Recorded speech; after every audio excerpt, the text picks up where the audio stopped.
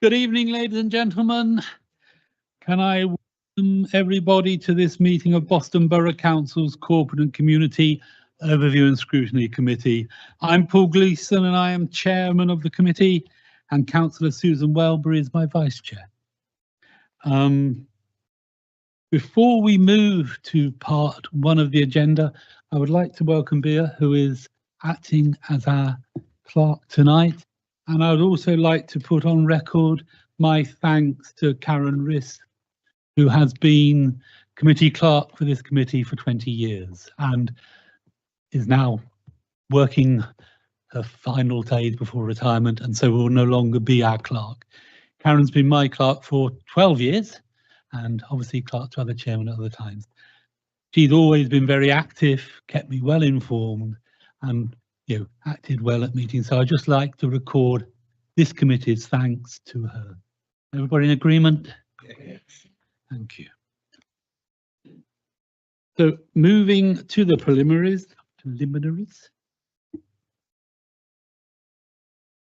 Apologies for absence. Yes, Chairman. We received apologies from Councillor Arayan Bath. Thank you. Thank you. Does any member wish to declare any interest in respect of any item on the agenda?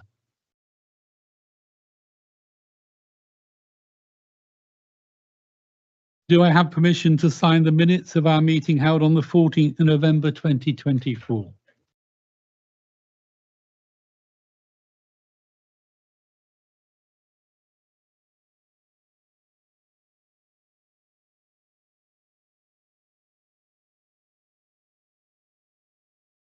That completes. Okay, no, it doesn't. Yeah, are there any questions from members of the public received 2 clear working days prior to this meeting? There are none for this meeting, Chairman. Thank you. That concludes the preliminaries. We now move to part 2 of the agenda.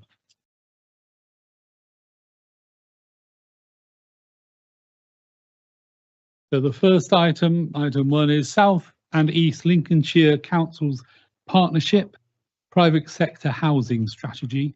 That's pages 9 to 38 of the report.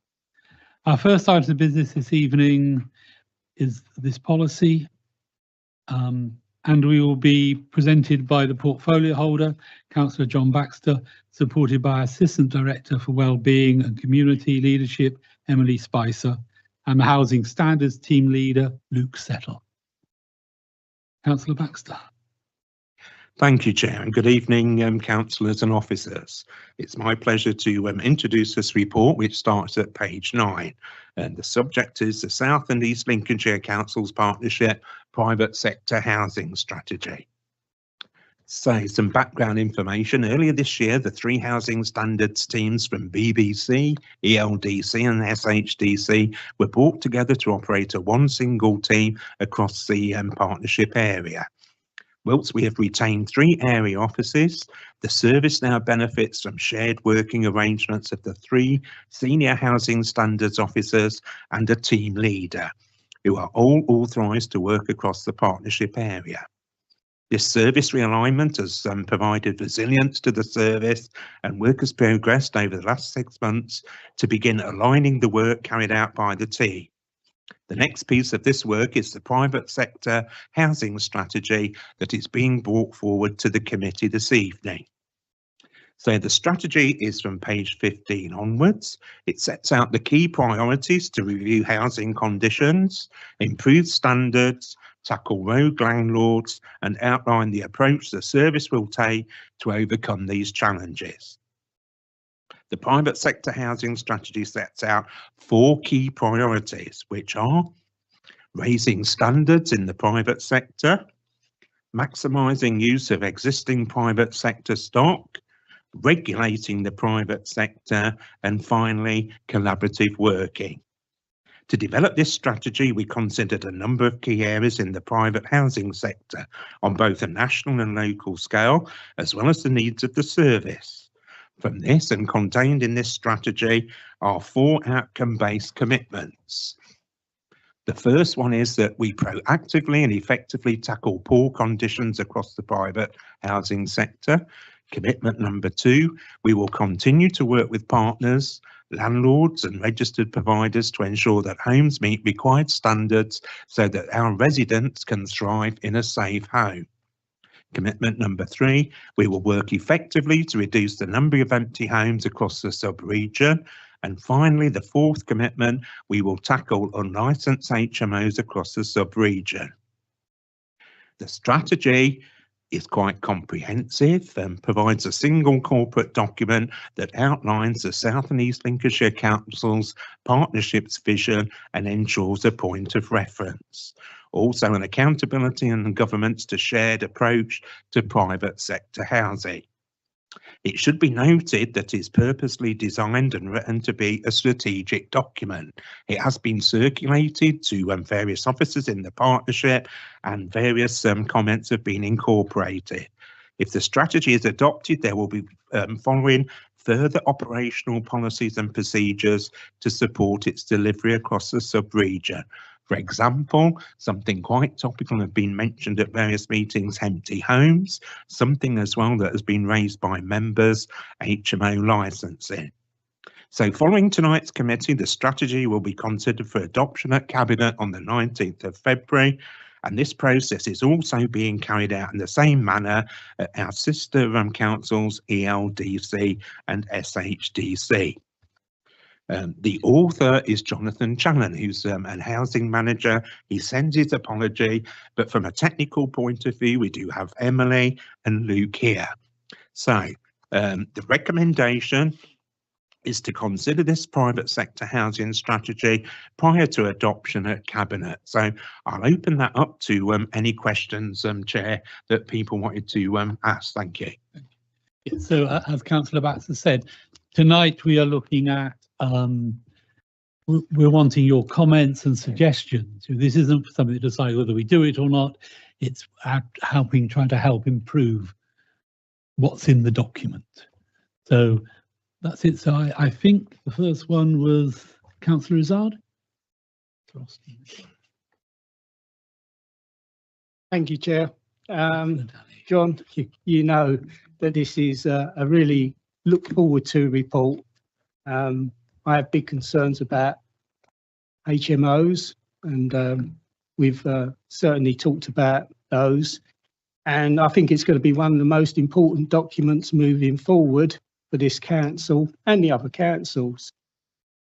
There's a couple of questions from the report that I'd just like to, if you could just give a bit more information. The first one being was, when was the figures used in this report collated, and from where did you get the information from?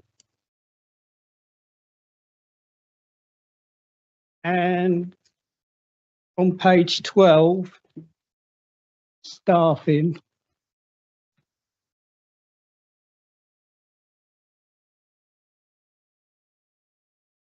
What is the current staffing levels that we've got in Boston Borough Council that can utilise their time to go out and do inspections.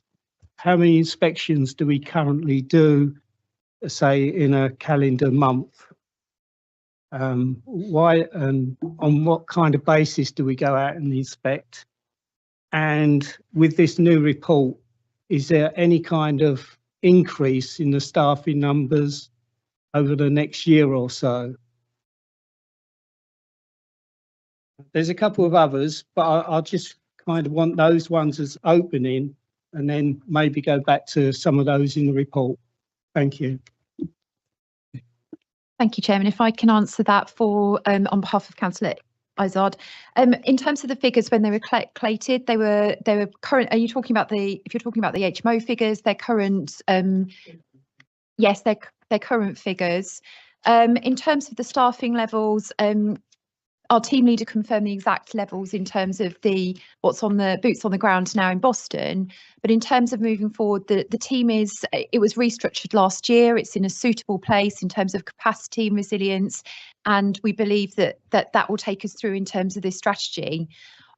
As we have detailed within the strategy, there are appropriate policies that will be developed as part of that. And obviously we will look to adjust and monitor those levels and the details behind that as and when we get to. But at the moment, we're comfortable and confident that the staffing levels are meeting our requirements. Thank you. Can I bring in our team leader in terms of the staffing? Yes, thank you, Emily. So currently at Boston, we have myself as team leader acting across the 3 councils. We have 1 senior officer and 2 housing officers, and we've just newly appointed a new administration officer that's going to look to help with the empty homes administrative work going forwards. In terms of number of inspections that are carried out, it's generally on a reactive basis at present, but with the new policies and procedures in place, we'll look to do that more reactively. It's hard to put an exact figure on due to the nature of the work and the fluidity of the work, but I would estimate somewhere between 10 to 20 properties inspected per month. But then that's subject to the enforcement work that is therefore carried out afterwards. So going on the current figures that we've got in this report, as far as those that have got already defects on them, the number of dwellings in need of repair, Boston's got 1,315. How are we going to possibly go round and... What page?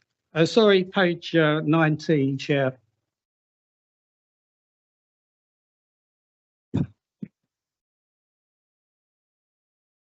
That's an awful lot of properties for such a small team.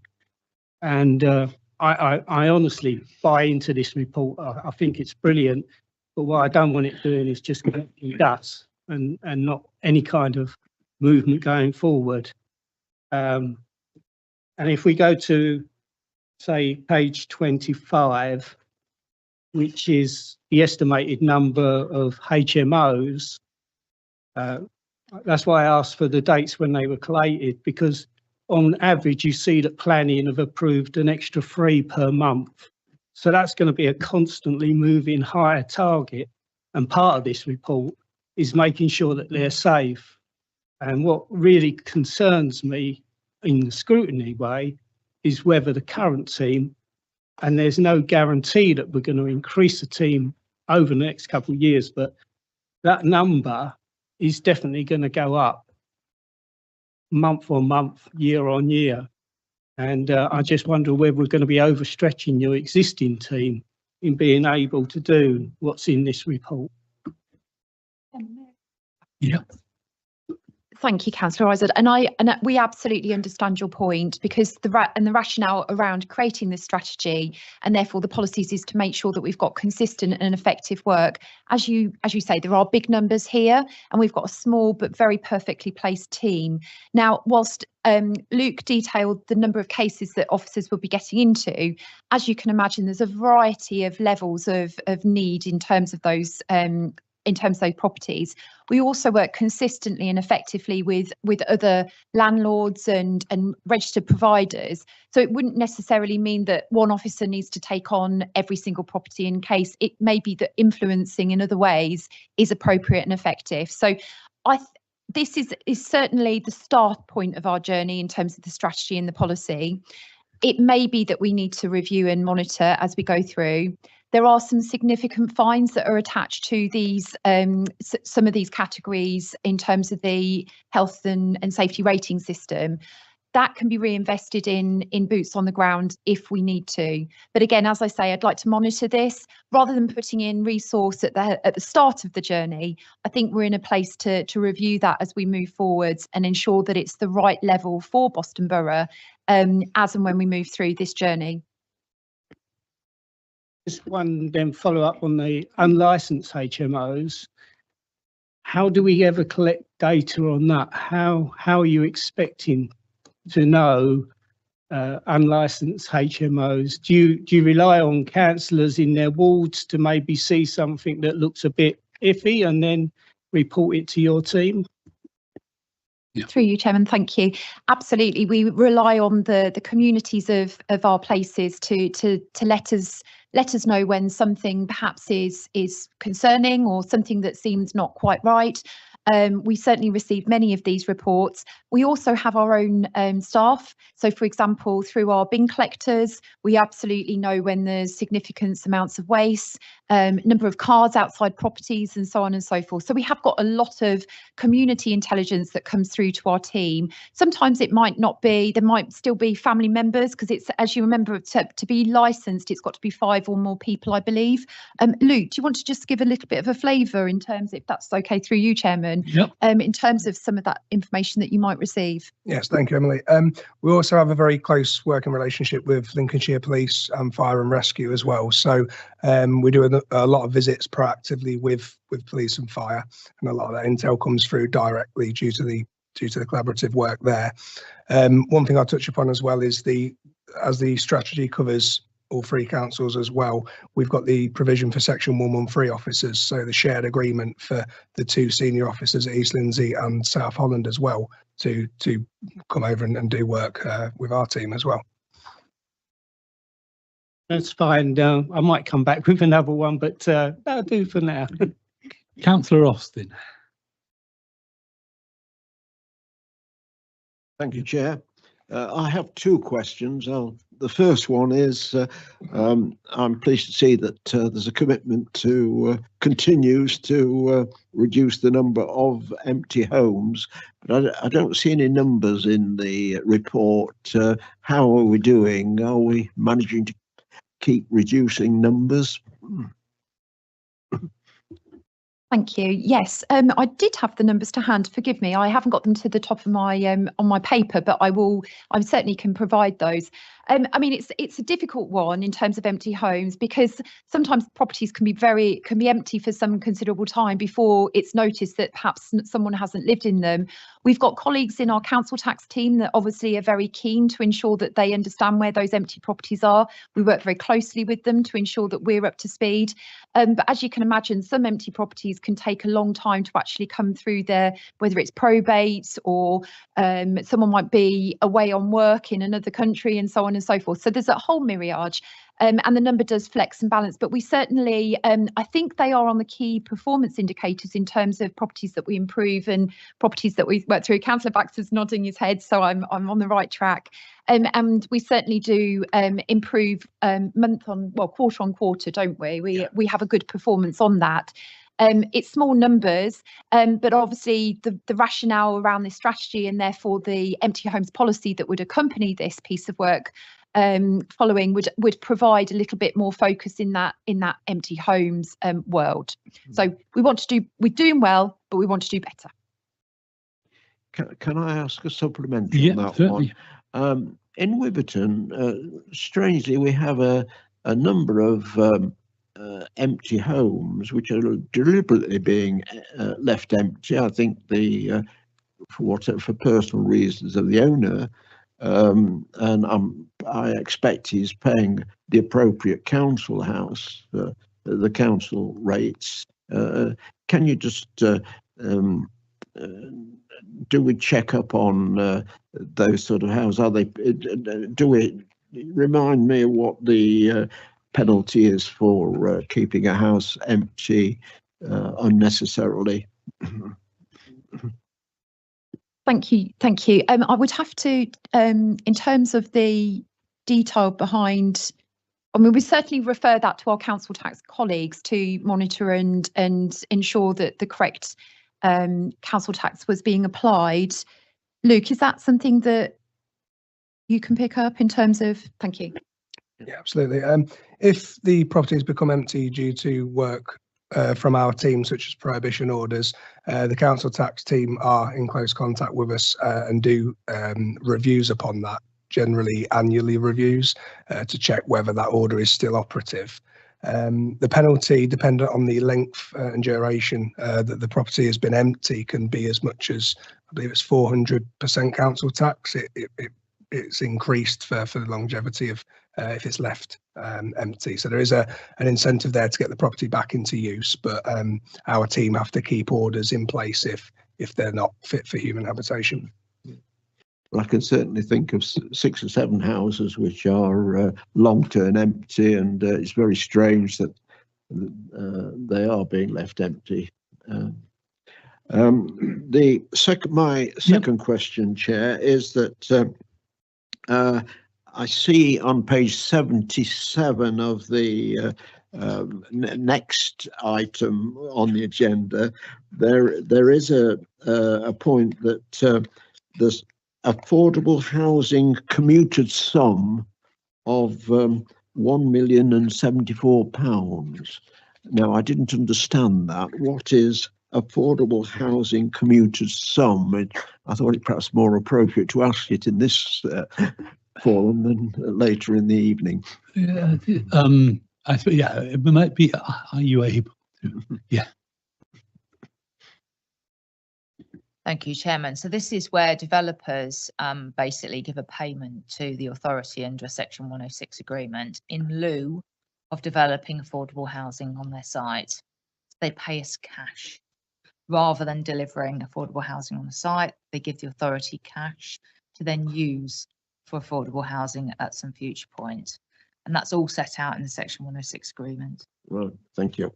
So in other words, that's money we can use to facilitate the building of affordable housing, rather than the builder themselves building something on their development. Any other? No, Councillor Danny. Thank you, Chairman. Councillor Danny. Oh, sorry, I beg your pardon. Thank you, Mr. Then Chairman. Point, then Brown. Yeah, right. Yeah, thank you, Chairman, and thank you for the report. If nobody knows, we have around 11 letting agencies in Boston. So if you do the maths, I think around 500, average just over 5,000 houses in Boston. There is points which I want to touch on, Mr. Chairman. If you allow me, I have 3 questions. Used to be 4, but I will merge 3 with 4, so it will be 1. The first thing which I want to ask you is, if we go to page 19, and then we go to number of dwellings in need of repair, and you enter to all private is 1,199. My question, as a private owner, if I don't want to repair my house and I'm happy with it as it is, I mean, how do you contact me, or how do you find out that my house needs repair?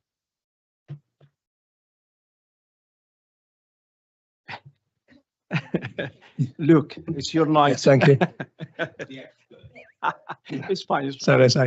Yes, thank you. So again, similar to collaborative working with the police and fire, we have close relationships with Links Wellbeing Services as well. So we've had a number of cases reported to us through other community teams that are working with homeowners for many reasons, and they report any home concerns or potential disrepair, and that's where we have provision to work with the owner and potentially steer them into the direction of the accessible homes team for grants if they're struggling to have their homes repaired, or if they're struggling with an affordability issue. A lot of our teams tools are geared around enforcement, so we don't want to punish homeowners for potentially not being able to afford repair, but we have the provision to do the inspections and identify what is potentially hazardous. Okay, thank you. My second question is, if we go to page 23, and the second paragraph, which states it's estimated that there are a total of 1,586 empty homes across the sub-region, and Boston has 265. Is that include any flats in the town centers, empty flats and sort of flats anywhere? That would be, yeah, as inclusive as much information as we believe them to be. The idea of the new administrative assistant at Boston being appointed is so that we can do a fresh recce and investigation, if you like, on the numbers, so we know exactly how many we're dealing with and what policy we can develop underneath the strategy to deal with the empty homes. Okay, and suppose you identify, the place, the landlord. Do you contact the landlord directly to use the place, or give it to the council, or somehow make it useful? If the premises is empty, sorry. Yeah, if the flat is empty, for example, on the top of a shop in Boston Center, do you contact the landlords and deal with them, to make it use? Yeah. Yeah, we would speak with whoever the registered owner is, whoever has full control and permission to authorise repair to that dwelling, and we'd always look to encourage for it to be brought back into use, providing that it can be. Okay, thank you. And my last one, which is I merged with another one, which is probably page 26, and we have the number of licensable HMOs, which is 132 in Boston. However, there is non-licensed HMOs is 200. I just want to bring to your attention, and I think maybe a suggestion for you guys with your team is probably to go around the food manufacturing factories around our area, because this is from strong sources. A friend of mine is a manager in one of the factories around here, and he told me sometimes they have 16 people registered to one house. And when they ask them, they say they are a family. I do understand that the law in England, if you are a family, you can leave, because there's no law to tell you, But I think is an issue, because I think the surnames will be all different. However, the address is one. Is there any way of probably building that bridges between, with our, surrounded commercial places and factories, and found out that the places, are fully occupied, or they are having more people than what it should be? Yes, that's a function of the team that is already carried out. So we do receive intel directly written from a lot of these commercial premises that denote the addresses. They have a legal duty to refer into us. We then carry out those inspections with Lincolnshire Police and Fire and Rescue. As you quite rightly point out, it's quite difficult to ascertain what constitutes family members sometimes, and we are limited as to what we can prove. But yeah, we do receive that correspondence regularly as to the list of addresses that are registered with multiple households. The reason why I'm saying that, because for me it affects the kids as well in their studies to go to schools, because they are cramped, they cannot do their homework. So if you have cramped house, that's mean everybody will be affected, not sleeping good, things will go. And also, as probably you stated on your report, fly tipping is an issue in Boston. And when you talk to the officers, dealing with it, they say it has increased. It's very hard to tackle. So this is one of the things. And also, I just want to say one thing. You always say rug landlords, but there is rug tenants as well. And it's a big problem. And I think I've been talking to some few letting agencies in Boston. Their numbers of houses has dropped because they are not letting their houses to certain people from the EU.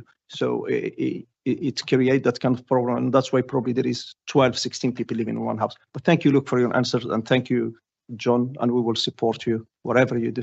Thank you. Thank you, Mr. Chairman. Thank you. Councillor Pierpoint, then Councillor Brown.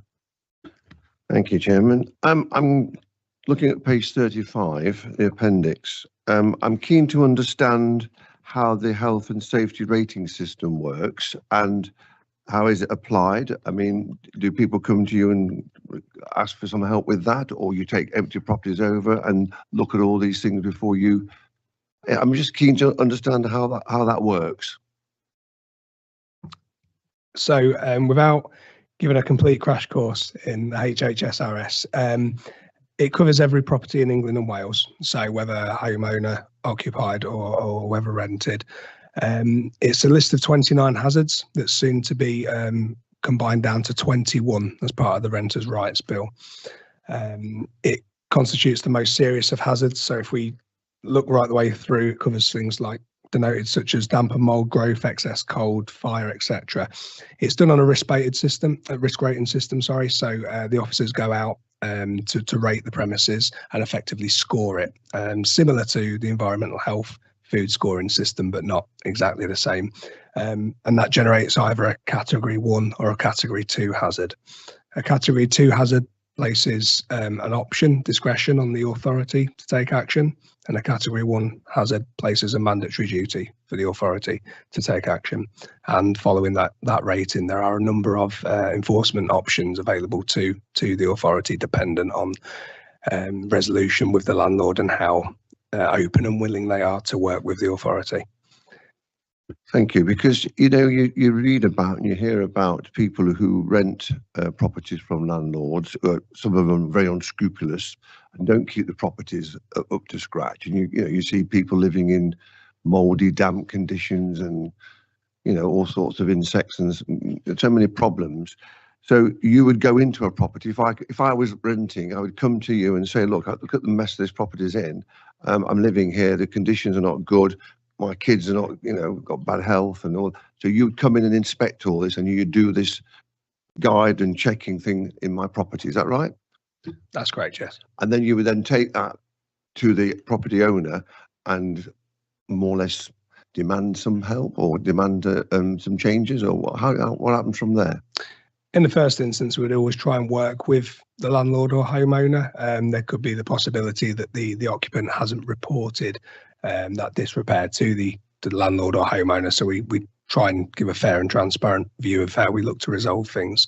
If the landlord is dragging their heels, for want of a better word, or putting up resistance, that's where the enforcement side of it comes in, and we can serve the relevant notices or orders to ensure compliance with those works. If they don't do the works, what happens then? We can issue what's known as an improvement notice, which puts a deadline on the works to be completed, which is then subject to prosecution or a financial penalty if they don't comply. And we can do emergency remedial works. So if the hazards have an imminent risk, such as live electrics hanging out the wall, something like that, we can rectify that and charge the landlord back for that. And in the most severe cases, we can prohibit the property either through emergency means or a 28-day prohibition order, which would effectively shut the property down and remove the occupancy. And do you find sometimes that individuals won't complain in fear that the landlord might throw them out? There are cases of that, yes, yeah. Okay. But the tenants would be protected under the Retaliatory Eviction and Deregulation Act 2015, so they are protected under that act. I'm very keen, thank you. I'm very keen to make sure people are living in decent conditions, and these things here are very important. And health and well-being to me is vital in this day and age, especially in properties that aren't looked after very well. Thank you for your explanation. Councillor Brown. Then Councillor Mountain. Thank you, Mr. Chairman. I'll withdraw because my question has already been answered. Okay, fine, thank you. Councillor Mountain. Thank you very much, Chair. So I've got a couple of questions, one of which is around sort of the landlords and unknown HMOs. It's very difficult sometimes for landlords and around landlord inspections to identify HMOs. I've known a couple of cases where the landlord assumes that it's rented to a single couple or a family, only to be found that actually all the bedrooms or every room in the house has now got a door lock on it and a padlock, and it's now turned into a HMO unwillingly and unknowingly. My first sort of questions over that is, how does we deal with that with the landlord, and do you contact the landlord or do you receive reports from the general public saying, oh, there's lots of people living in there, and how do we go about informing the landlord? So in the first instance, we carry out the inspection. We have to prove that the occupation is the main and principal home of the occupant. So with HMOs being quite a fluid situation, we have to prove that the occupants are living there for a permanent time and they have tenure and the right to be there. Where occupants may be subletting, they potentially put themselves in the position of being the landlord themselves by definition. So the authority could take action over that individual, but that would require quite a burden of proof. The burden of proof is to the criminal standard, so it's a very, very high threshold to essentially financial penalty some of these unlicensed HMOs. The team proactively do carry out inspections on the back of intel, be it from police, fire and rescue, neighbours. We have cross-departmental meetings regularly with waste and other teams where environmental health will feed into the team as well. So there's a constant stream of intel and knowledge. But yeah, I agree. Proving that can sometimes be difficult. The situation is very, very fluid, and if the occupant moves on, we effectively have no proof to prove that they're living there permanently. Just to continue that question on a little bit, from my experience and what I do for my main role, obviously I enter people's properties due to emergency situations around gas. It is not uncommon that I'll attend on a carbon monoxide report or an alarm beeping that's been reported by the neighbours. I will then try to talk with the occupants in there of who's your landlord, because I need that details for obviously my reports. It is not uncommon around Boston to go, oh no, it's this person, I paid cash. The problem then is trying to track down who the original person is. My main question over this is I've had one property which does come to mind where I've been for the same problem once. A month later, I then attend again, and it's all new residents. And it seems that very much a case of they've been flagged, and whoever's subletting of that has cleared the property out, and there is now more people in. And to sort of touch on what Councillor Danny said, again, it is not uncommon to find 2, maybe 3 double beds in each room of a property, including living rooms. Touching on sort of like carbon monoxide and fireplaces, a living room is set for a certain standard, and then obviously putting a bedroom or putting a bed in there then breaches that. I'm just sort of trying to work out how we can get around this, because it's like I say, it's a fluid environment, but it's so hard not to throw somebody out, and you know, how could we look after these people if they are kicked out? Yeah, it is a quite a tricky situation. The team do have provision to turn up unannounced for inspections, so that does give a pretty clear picture at times of what's occurring at the premises. If we take Lincolnshire Police with us as well, they're able to. They often have an invested interest as well in the dwellings of usually these things are not isolated just to tenure. There's other things going on in the premises. The team do have quite a lot of investigative powers as well to be able to demand documentation, past history information, income. It does make things a little bit more difficult when the paper trail is not there and they're paying cash, as you quite rightly say. Although it's not the optimal solution, dispersal is a form of strategy, because ultimately the team are investigating them and effectively moving situations on. But ideally, what's really required is that the Renters' Rights Bill addresses this and finds a more robust way for our teams locally to be able to resolve matters and take action. But it is very difficult if they're only at the address for 1, 2, 3 weeks at a time, because we have to prove that they are permanently occupying that premises. Thank you. Councillor Izard. Thank you, Chair. One question of information and then just one for further evidence. It was lovely how you replied back to Councillor Barry, your point on what regulations you can enforce on. So if we go back to that page 19 and forgetting the number of privately rented, which obviously has its own problem, I notice there's 116 number of social housing that are in need of repair.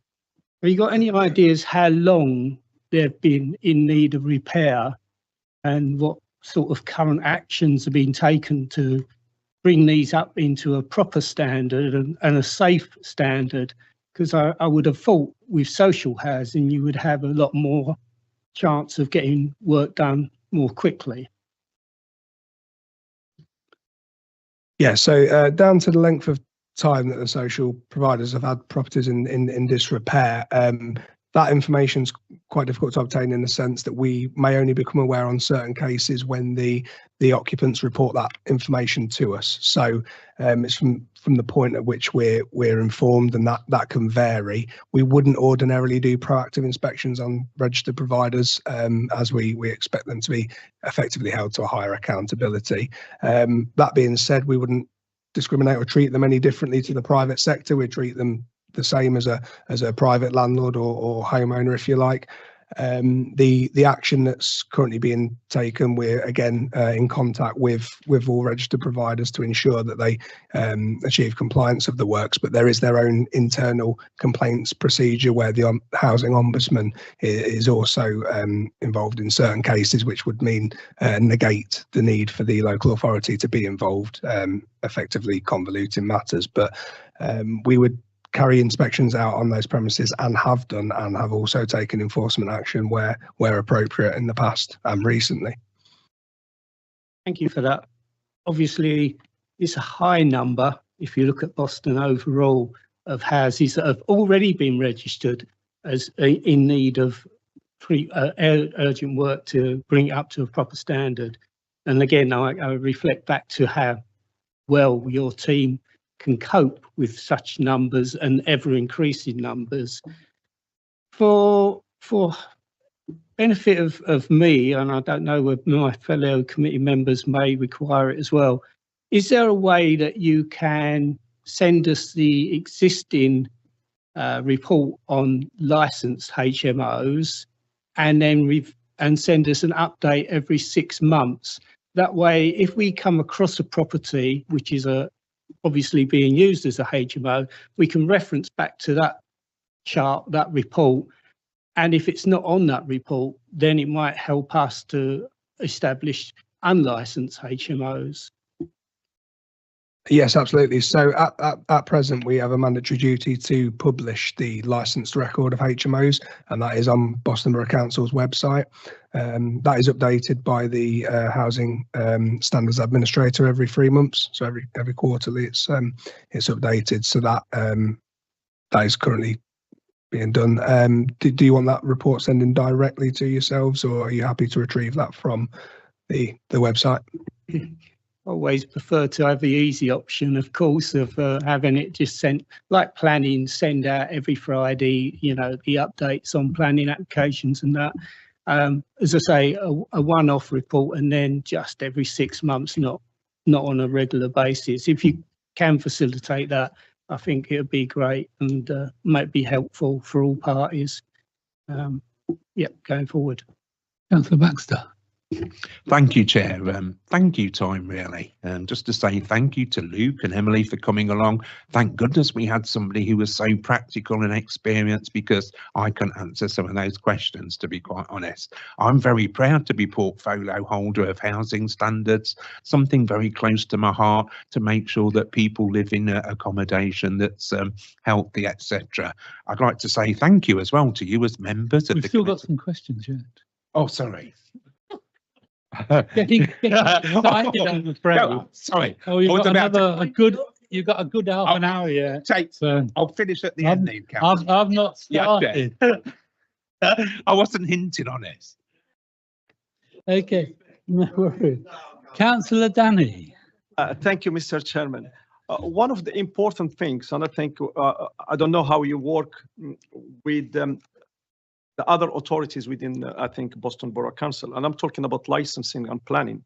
I do remember, I recall 2016, we were presented with one HMO license, and I was on planning then. And one of the officers, who is not here, he has left probably 5 years ago, present us with the house. And believe you me, one of the rooms was 2 on 3, which is 6 meters squares. And he said, you can put a 3-seater sofa with 2 chairs. I said, if you can do that, that you will be genius. So I voted against it. Sometimes, do you feel that the planning licensing are allowing people to have HMOs, which is they're not fit for purpose? Do you have any say in that? I wouldn't say it's so much a case of permitting them. I think where the grey area is that the two pieces of legislation don't necessarily marry up, and that's where planning and housing legislation vary somewhat. There are specific, as you say, measurements, if you like, within HHSRS, the Housing Health and Safety Rating System, that, if you like, top trump supersede a lot of other legislation. As it's a health and safety legislation, it really takes the priority over most legislations and enables us to enforce. But I think it's a case of, with all due respect, without other departments completely knowing our role inside out, and likewise vice versa, the two pieces of legislation that are written well outside of our remit are not necessarily married up together, and I think that's where the discrepancies come. But the teams do work together with planning consultations well before planning applications are permitted, to highlight and, if you like, scrutinise these areas that may cause future problems. Thank you. If I may come back, Mr. Chairman, the other thing is more as a suggestion, and I would like to know if, for example, I'm a landlord and I have a few licenses for HMOs. There is a lot of people in Boston, which is to have few, and I'm not performing well during your visit. You come and found that the HMO is not, it's not fit for purpose, not fit for living. Do you give a warning, or I don't know how it will? I would like to know. Do you stop them having HMOs? Do you take their license off? Do you penalize them? How do you deal with them? In respect of revoking a license, there'd have to be grounds for that. So ultimately, if we revoke a license, we effectively make 5, 6, 7, 8 people homeless, because the property can't operate in that way and continue to. So it would not be the first consideration or option. As the team always look to work with landlords in the first instance, and look to enforcement is quite time extensive and costly to the authority times. So we would always look to work with them first, and I feel that it is quite difficult to ascertain what level you would revoke a license on. I think that relationship with the landlords and the managers would be considered as well. If there's a good history of compliance, we would look to steer them into compliance rather than effectively punish them. I just want to suggest something. Would it be interesting, because restaurants, coffee shops, and anything, eateries, they always have this hygiene rating from 5. Would it be probably interesting for us to have a rating for the HMOs by stars? This is 3 star, this is 2 star, 4 stars, and that way probably the landlords can work harder to have 5 stars. Just a suggestion, because it works in restaurants and kind of this industry. It should probably work for during the year. You fail. We're not going to revoke you because you stated that will be difficult, and so we give you 3 stars. You're not that good. You should improve. Just a suggestion. But anyway, thank you, for your answer. Councillor Mountain. Thank you very much, Chair. What provisions or fines do we have available over waste for HMOs? So obviously, I know our waste team work very hard trying to clear up the waste. Where we've identified unregistered HMOs, what fines can we put against the actual landowner or the property owner, or what can we do alongside those owners to try to get this waste managed in a better way? The only reason I say this is there's countless photographs on Facebook of mattresses dumped on private land, waste dumped on private land, not in bins, where you can tell it's roughly, the occupants that have put it there, but from a waste point of view, it's not on the street, so it's not fly tipping, but it would constitute a hazard and an unsightly appearance to the borough.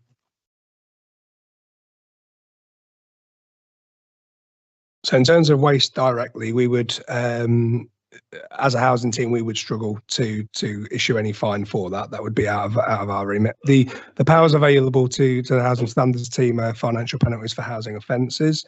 They're currently capped at £30,000 per offence, and will soon be raised to £40,000 as per the Renters' Rights Bill.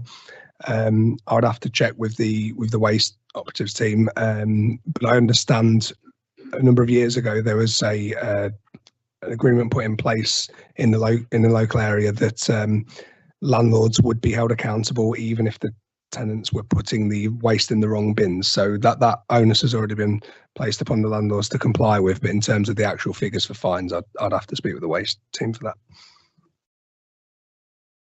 Yeah, Emily. If I may come back on that one, because there's certainly other legislation as an organisation that we can lean upon. For example, if there was a food waste presentation, a significant one, potentially harbourage of rats through environmental protection, environmental health, certainly we would investigate from a nuisance point of view. There are other waste pieces in terms of the Environmental Protection Act around mispresentation of waste. Whilst it wouldn't be classed necessarily as fly tipping, there's certain provisions within that act that we could lean upon. Then there's wider ones around planning and in terms of the condition of properties and so on and so forth. So there's definitely a matrix of legislation that we can use, and sometimes you have to lean upon anything that you can in terms of that way forwards. And we certainly, depending on the issues, we would certainly look to work with all our teams across the council to be able to solve those issues. Again, and this opens up to all members today, because I think you've probably got specific issues in your heads that you can think of. If there are any properties or any specific concerns, please do let either myself or Luke know, and we will certainly investigate as appropriate. So please don't sit there with a property in mind and not take that forwards. We're certainly here to help, and we want to understand around those issues in your patches. So please do that. Thank you. Councillor Pibb. Oh, sorry, Councillor Mountain. Obviously, you've just said about the councillors contacting you. I don't want to flood your team with reports in any way, shape or form. However, what is the best way for the public to reach out and contact? Is it via an email? Is it on our general inquiries, or is it via our contact centre? If I may, I believe, Luke, we've got a specific housing standards email address, haven't we? However, you can go on our website, and there's certainly a general inquiry form that you can fill in. That's very simple and easy. You can do it on your sofa while you're watching the telly. You don't need to get in the phone line. If that, you obviously are very welcome to telephone if that it would be your only way of contacting us. But I would certainly urge you to drop us an email around some issues that you're concerned about. Thank you.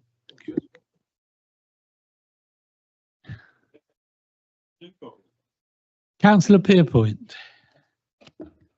Thank you, Chair. Listening to the debate and the discussion this evening, a lot of it is centred around HMOs, and obviously I'm not very familiar with them all because I don't get involved with them. But clearly, to me, there seems to be, I don't know whether we have regular meetings with these people to try and get closer to them, to find out some of their issues, and let's explain what we're looking from them and what they can do to work with us.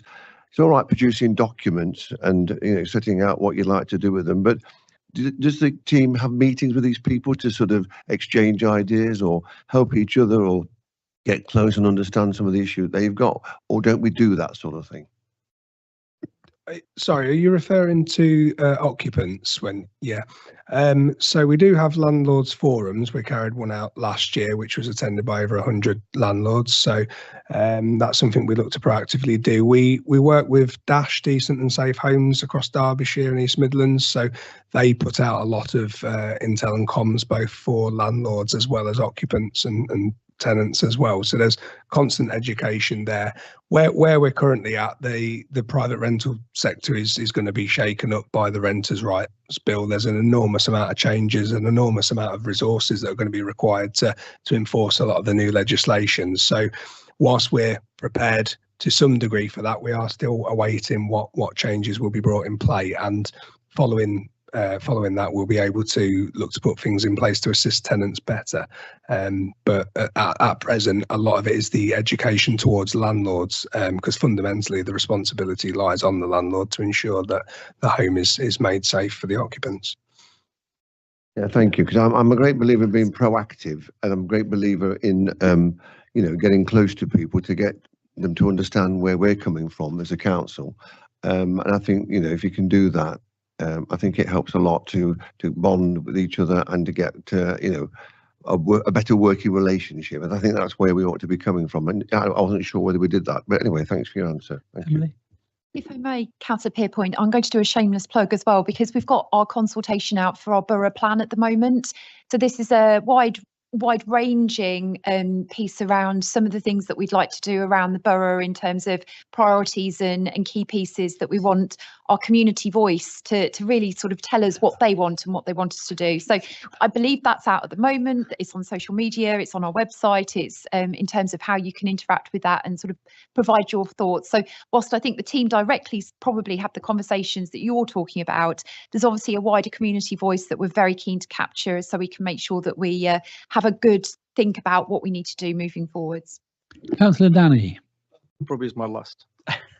No, because we forgot to talk about one thing. I think we talk about private landlords, but we do have in our town LHP, Longhurst, and they're not. I think especially LHP because I represent Fanside, and I tell you, I go to some houses and I'm always constantly emailing them, and they don't do the job. If you go to some houses, one of them I think on Ingram Road, the guy has mold in the house, the floor was taken.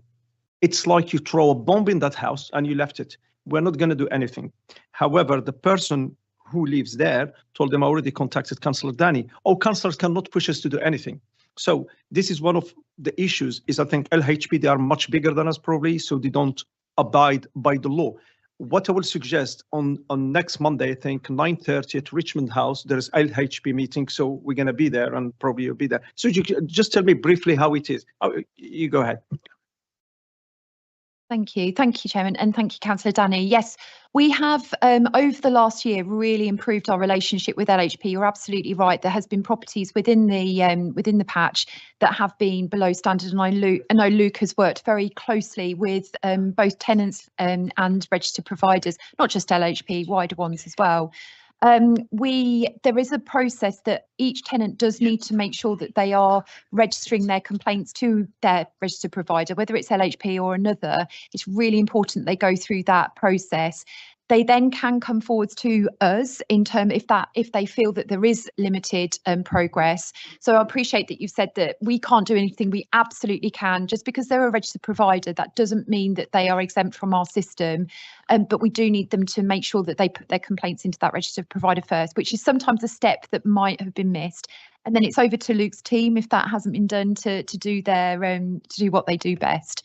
And we've had some exceptionally difficult cases across a number of our registered providers, which have been improved and very much worked upon in with positive outcomes. So please do, if that is still the case, please do ensure that your the person in your patch is adequately aware of what they can do to make some changes. The person has a lot of emails with LHP and it seems nothing moving. And I give you another experience. I think 2022. It was a family in Angelo Avenue, two Polish families. They have beautiful houses, but the roof on their toilet and bathroom falls down at the back. And it took them more than 6 months during the winter not to fix anything until I got involved and we were fighting and then they fixed it, which is they could have done it within a week. So they had a portable toilet for them outside. And I asked them, if you can allow your wife and your kid or your daughter to go outside middle of the night to take a shower or go to the toilet, if you can do it, they can do it. I mean, they repair the things, but sometimes they're very stubborn and they prolong the process, but they spend more money on renting a portable toilet and shower, to be honest with you. I must admit, thank you, Mr. I must admit, I find mentioning the social housing ombudsman seems to get their attention. Councillor Welbury. Just a question about housing associations, actually. It's just an observation. I've been involved now with 2 new builds, one in Councillor Izzard's ward and one in Councillor Austin's ward. Beautiful new properties, new builds, really you can't sort of fault them. But because of the way that social housing is allocated, a lot of people with issues are put together, creating kind of a mini ghetto. And over the period of time that I've been involved with these properties, they have been degraded to a point where, they need serious repair. I'm thinking of smashed doors. I'm thinking of urinating in public, hallways, locks glued with super glue. I just wondered if you have any kind of authority over LHP or any housing association, housing association as to the tenants, or whether you know that you've got areas of special need, therefore you have extra resource that you can put in those before the housing stock is actually degraded. And I'm not talking a matter of years, I'm talking a matter of months in many cases. I'm thinking about Councillor Austin's area, particularly where the doors and windows have been smashed for months and months, and that's a new build that was built last year. And that I see that mirrored all the time. And once I think you actually see that for a start, then you can almost point out where these places are and where there are particular areas of issue. So in terms of your question, is it around allocations policy? And I just wondered if you have any, if you have meetings or any say in where tenants are actually placed, or tenants with issues are placed together, because you know that you're going to have issues further along the line with the stock, basically. We certainly have very positive conversations with the housing register, between the housing register and the register providers. We have good relationships and we discuss cases and so on and so forth. I would have to ask the team specifically around the allocation and so on and so forth. But as I say, we do have good positive relationships. Unfortunately, sometimes things do happen where you can't predict the future and on some of the cases, but we would always try to work with the register providers for a positive outcome. Well, I think when it comes to social need, though, there are requirements around social need that probably extend above the normal housing stock. So if you've identified an area that has a particular set of tenants that you know has going to cause issues, do you have extra resource to look at that area? Once a tenant's allocated a property, they become the registered provider's tenant. So, I mean, registered providers have significant resource around. They have neighbourhood patch teams. They would have people that would deal specifically around antisocial behaviour. They would deal specifically around any waste issues and so on and so forth. So, if there are specific issues that you are thinking of, then if we're aware of them, we can certainly work with the registered providers. And as I say, we have really grown our relationships with them.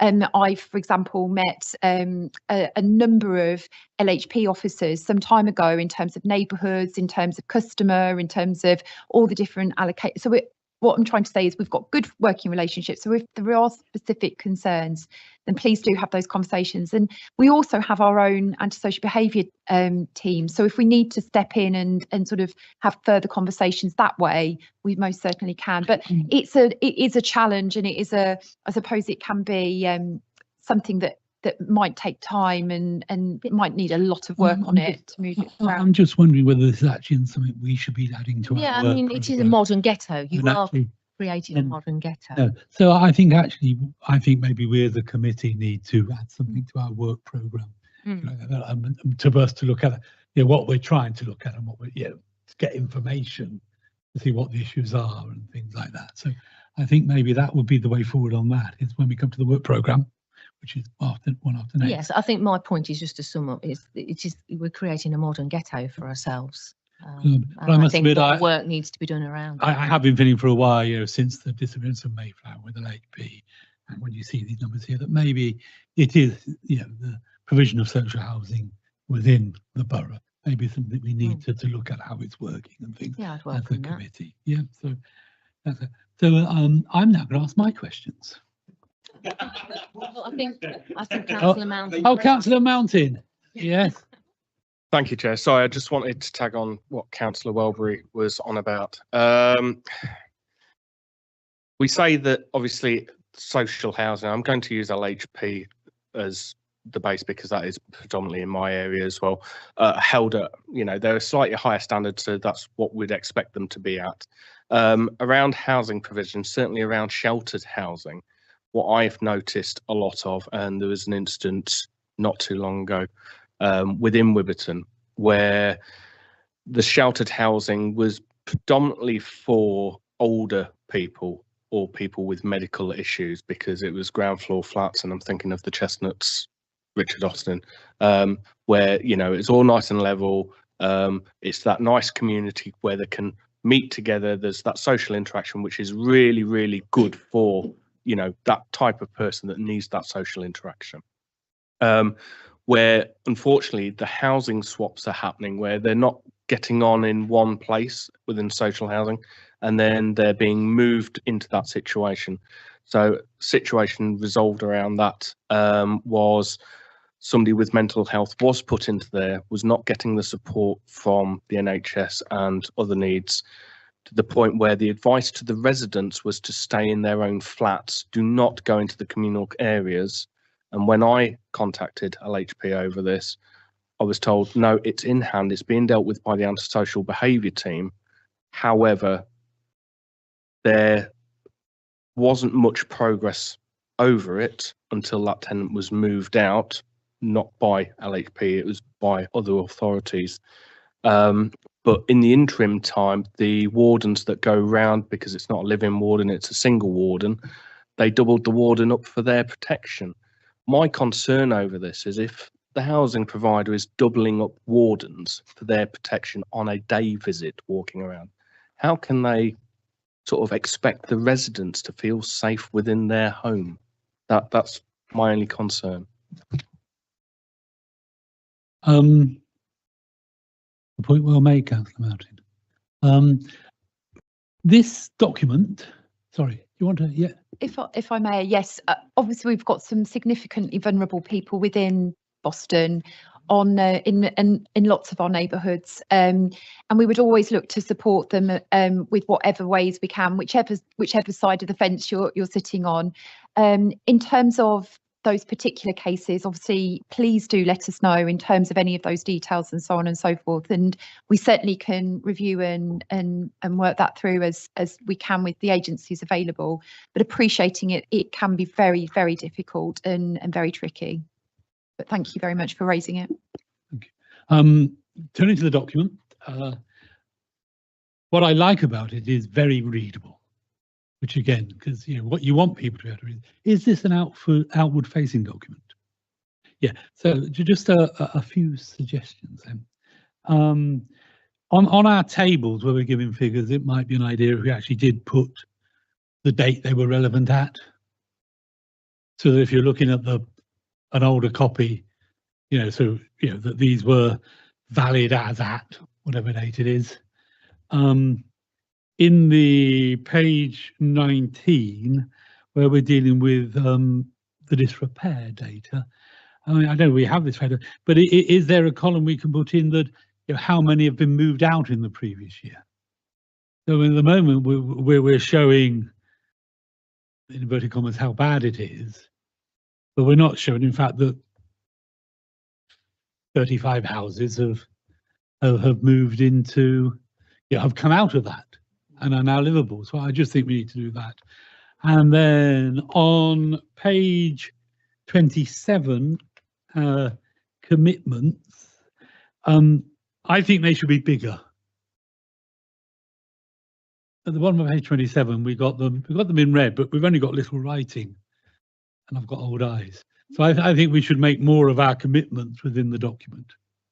Yeah, but just a thought on that. And then you know, just turning to then some of the content. I mean, I know that obviously we have proportionally many more rented houses to owner-occupied houses compared to the other areas. You know, are we resourced to reflect that, or is it just because the number? You know, because in other words, our proportionality is also higher. So you know, whilst we've got half as many as East Lindsey, it's actually nearly half of our private stock, whereas in East Lindsey it is a quarter.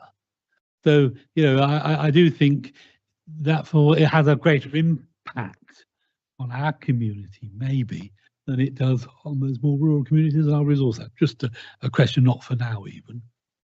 Yeah, and but overall, my view is it's a really impressive document. I mean, it's, as I say, you know, with this sort of document, you want people to read it, and because it is remarkably readable, it will be read. And so that's a positive for everybody. So obviously we've been asked tonight to give our suggestions and comments, which we've done, and they've been noted. And now, Councillor Baxter, you can sum up. Is it my encore before the ice? Is it before the ice cream lady comes out, or probably the Horlicks and biscuits? No, and popcorn. No, I would just like to say thank you.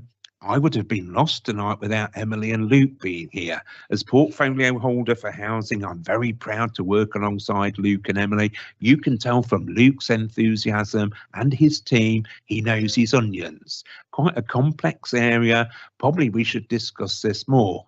We did arrange a meeting where we talked about the 29 hazards before, and we had a briefing.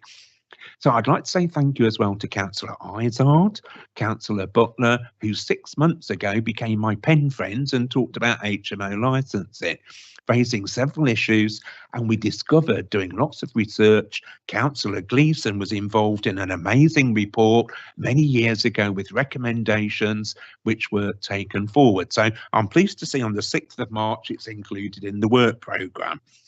The other thing I was going to mention, well, thank you for your concerns and also encouragement as regards the things we've talked about.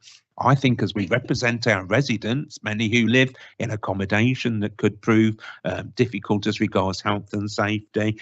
I don't know if you've read the white paper, Angela Rayner's white paper. In there, it mentions about empty homes, things that we're going to do. Behind the scenes, we've talked about this quite a while. With a lack of housing, we could do with these empty homes to provide homes for people. We're going to send out reminders with the council tax bills to say there are grants available. Do you need any help to make this available, or maybe help with selling, etc.? Also, as regards HMO licensing, this gets quite complicated, really. Andy and Paul and myself and also Councillor Butler looked at the links with fly tipping hotspots, but also antisocial behaviour. This is covered by Article 4 of the planning regulations, where we could block off a part of Boston, but it would mean a lot of money and the Secretary of State given an authority. The same to do with selective licensing areas and restrictive licensing. This started a long time ago because I understand a councillor lived along the street and he was the only person who lived there. It wasn't an HMO. So I understand his concern and probably something we ought to take forward. The white paper mentions to take away the bit about the Secretary of State, which would make it much easier for us as members and a council to decide about restrictive licensing, where these HMOs would be and everything. You can tell the amount of resources that our team put into this. When I first started, there were several ward member inquiries. I remember Councillor Izard, a single parent living in town, that had lots of problems with damp and mould. On Fenside, we had a case, rat-infested properties. Luckily, we have a marvellous team who react to things like this, and they went straight out. So my thanks not only to Luke and Emily, but to the team who go out, and obviously it's not an easy job sometimes. We do concentrate on comms it takes a while, as Luke mentioned, to take these cases to court, but we've emphasised if a court case comes on board, then we make sure that the public know what can happen if you have 20 families living in a 2-bedroomed house. Getting the evidence is difficult. Along the lines then, obviously, we're going to look at the strategy and take things forward. We're also going to be looking at licensing fees to make sure that obviously it reflects the amount of work that we're doing with HMOs. So I would like to thank everybody for their involvement. On the 6th of March, I noticed there's a work programme item, and Councillor Gleeson mentioned about another item could probably put forward, following on from Councillor Welbury's comment. So thank you for your contributions. It's been amazing that you brought these things forward, and we learn and listen, don't we, Emily and Lee? Thank you. Yeah, and can I reiterate that? I think tonight we've looked at this well. We've been well supported by officers who've answered our questions. Councillor Isaac. I would just like to, as I say, it feels like we were putting horrible pressure on some of you.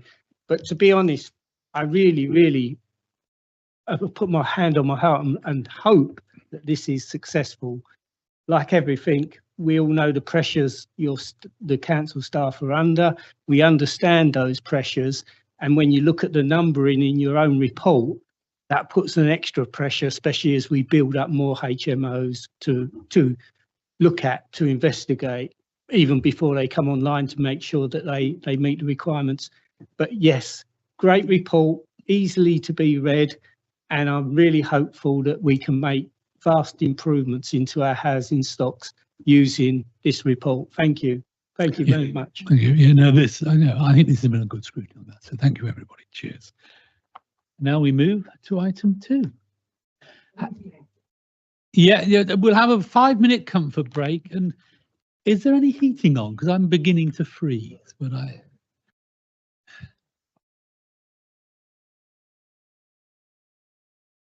it is on, is it? It's just me getting old then.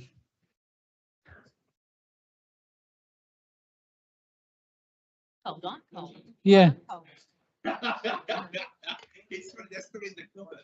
I'll stay warm and this year. It's this room. Yeah. What is a cold room? What the hell am I checking?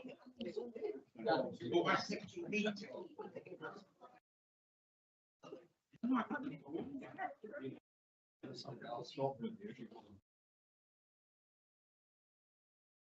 The difference between a hotel and an HMO. Not to stop me opening up a hotel and having. Well, you need planning permission for the hotel, and you're covered obviously by a whole load of fire regulations. Yeah. And things. The one we got an issue with, it's called serviced rooms. Oh, right, yeah. That's got a grey area. I've got one of them. Oh yeah.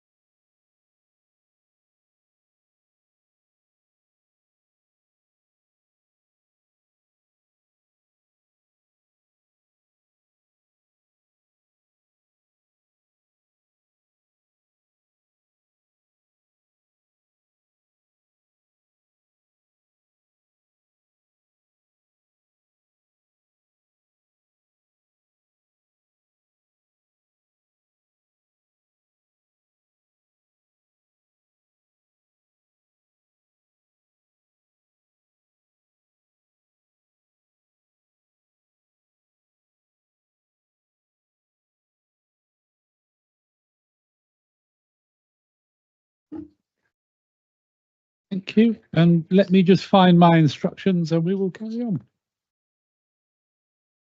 Yeah, so the second report is the budget overview 2025-26 to 29-30.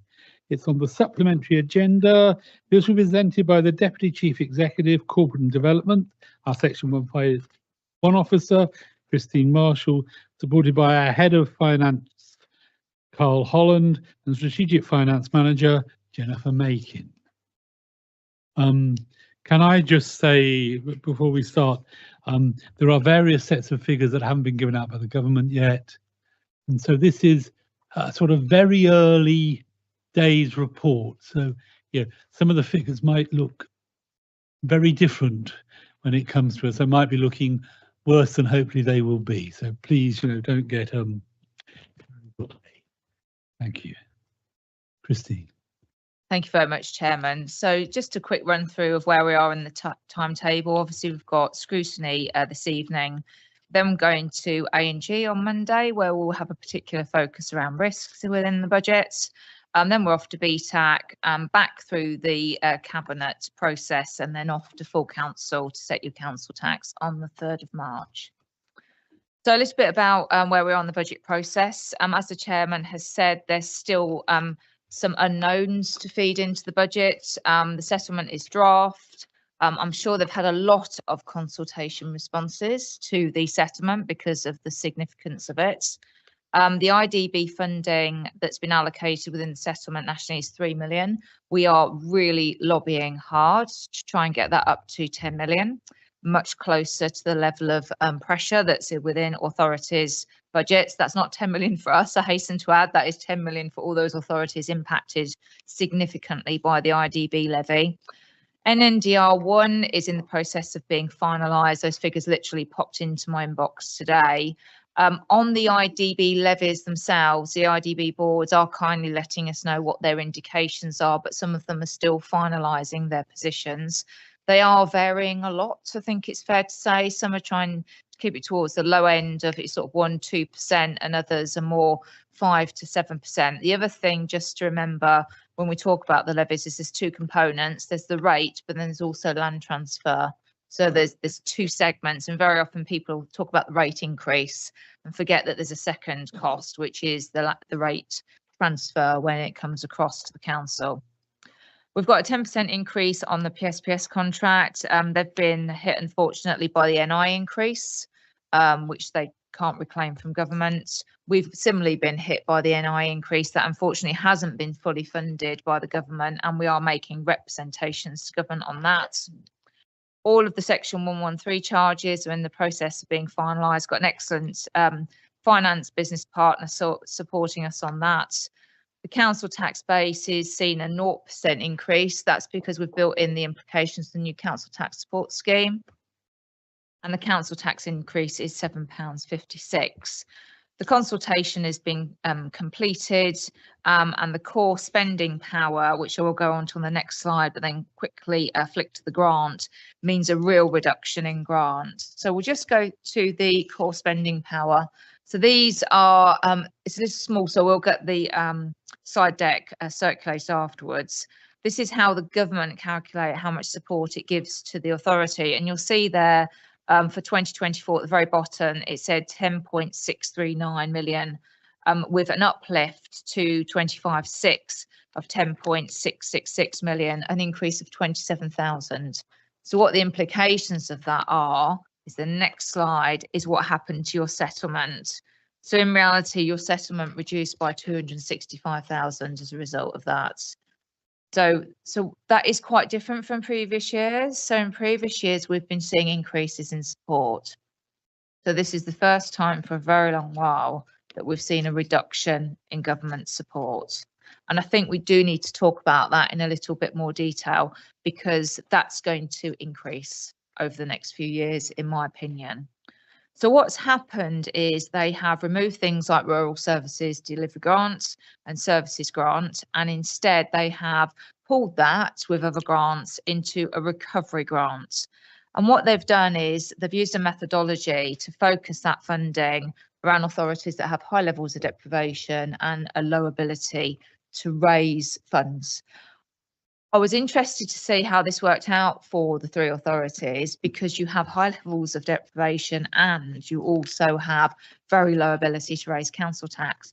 But despite that, all three still lost government funding. So part of the pressure you'll see later in the budget is a result of that funding having been lost. The other thing that's happening for next year is they're intending to increase this approach. So at the moment, they've only affected some grants that they can choose through the consultation process to affect. So effectively, when the government wants to change funding, it has to consult on it. So it can't change its base approach to funding until it's done that. So it's going to be consulting on that in the forthcoming year and then hoping to do a multi-year settlement. And unfortunately, I think what you'll see to your funding during that period is it reduce. So there's also a business rate reset that's been announced. Now, I'm not sure that's necessarily going to affect Boston too much. Your level of background growth on business rates has been fairly modest, I think it's fair to say, but there's a lot of authorities out there that have had huge uplifts, you know, Golden Triangle, M1, large sheds, Amazon, all that sort of thing. The impact of that business rates for some authorities has been quite significant. So when that reset occurs, that will have a significant impact on that. I'm not sure at the moment that the business rate reset will be significant for Boston. I think the grant settlement is more significant. So that's all happening also in 2025. So a lot of change going on with finance, the likes of which we've probably not seen since 2013-14 onwards, when we had austerity and all the reductions in government grant at that time. So going on to the collection fund, as I said, we've got 0% growth in the tax base. We've got the usual 2.9% increase in the council tax and some the NNDR 1 yet to be finalised, and that will be finalised for your next consideration of the budget. In terms of the budget pressures, as well as the loss of grant funding, you've got pay coming in at 3%, the net NI income, reduction in investment income as rates start to drop. The IDB pressure, I mean, it's, I still can't believe the figures sometimes, a £1 million pressure over 4 years for Boston. So how Boston, with a budget of its size, is meant to accommodate £1 million pressure, it would be hugely difficult to do that without proper government support. We've got the contract costs, which we can't avoid. Benefits is shifting to universal credit, so there's all that in the system. Those of you on governance and audit and governance will know audit costs have doubled. And insurances, like everything else, going through the roof. And you've got income pressure as well. So planning, building control, car parking, they're doing okay. The car parking's probably done the best it's done for a while, but it's still down, if you like, from those pre-COVID levels.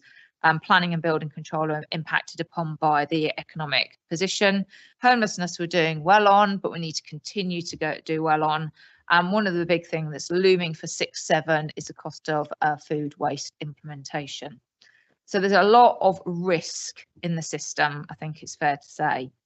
So in terms of what we're doing within the budget, we've obviously got significant service reviews underway, looking at those economies of scale and efficiencies, and there's some really good work coming out of that. I was looking at Emily's earlier, so again, very positive. We are sweating our investment income within as far as we can, and our investments in local authorities are doing really well.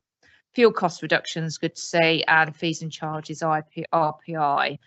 The big opportunities obviously is around internal drainage boards, that next phase, and looking what else we have as opportunities. And I will use the word reserves, using reserves to look appropriately where necessary, to smooth the position for the authority. And that is the first time I've used that word. Fees and charges, modest increases there. I need to get ledger out of there because obviously now we're on a separate arrangement for that with GMLC. Your capital programme is mainly driven by external funding. DFGs is externally funded. Vehicle replacement for your fleet may be partially supported by grant, but also MRP, so spreading it over the life of the assets. Towns Fund, which is GMLC, LUF, your PE21 area, and LUP, also in terms of further projects now also commencing to get underway. Got a couple of new bids coming in. One is the forward look for Boston Crematorium that needs some work on it in 27-28. And we have Andy here if you want to ask any questions on that, and some capital enhancements that are also considered to be essential, being factored in for 25-6 and 26-7. Going on to your treasury management, investment income is forecast to be 1.6 in 25-26. I think you will overachieve that, in my opinion, because we continue to work really hard to make your cash work. Property funds are forecast to be 4%. We are looking at that exit strategy over the medium term. And the MRP impacts of property funds is also coming in now as well. So the focus remains on internal borrowing for short-term requirements. Your reserves are looking pretty good, I think it's fair to say. There is the impact, obviously, of GMLC going into your capital reserve at the top, but overall you have a relatively positive position on your reserves. Going on to your efficiency requirement as it looks at the moment, we're still working on this in terms of 26-7 onwards. But for 5-6, the IDB requirement, so this is the position we're presenting to government, this is how much we need to plug this gap, is 981,000. And the last year you got 439 from government. So, we need that to be going significantly northwards in order of covering off that cost. And your budget efficiency requirement, which we're currently working on. We've got some things in the background in terms of NDR1 and some other bits and pieces as well, which I'm expecting to bring that down. But we need to continue the position with government as saying we need significant funding in 5-6. So the other thing that's worthy, I won't repeat some things I've already gone through. One thing that's particularly worthy of mention is the EPR payment. So this is extended producer responsibility payment. It is where government is collecting cash from people who are producing unrecyclable waste, and then they are passporting that funds to local authorities who are having to deal with it effectively. So the county got some and all the districts got some nationally, and this authority received 946,000. Half of that is currently featuring base and half of that is going off to reserves. Looking forward, I've already covered some of those areas, so I won't go through them again. Areas still to be finalised, as I've said. We've got the settlement IDBs and NDR1 and some more work I'm doing in the background around savings and efficiencies. There's two other things I'll just point out to you. One is the consultation response was very positive and we had more uptake this year, so it's worthy of a look. And the other thing that is an addition to the budget report is an enhanced Section 25 statement. Because your budget now has a much higher level of risk within it, I have separated out and done an enhanced Section 25 statement, particularly talking about the risk that is in the budget, and I will be honing in on that for audit and governance on Monday. So happy to take any questions you may have, and Councillor Ghosh here, I'm sure, may have some matters to raise with you. Councillor Pierpoint. Thank you for that very comprehensive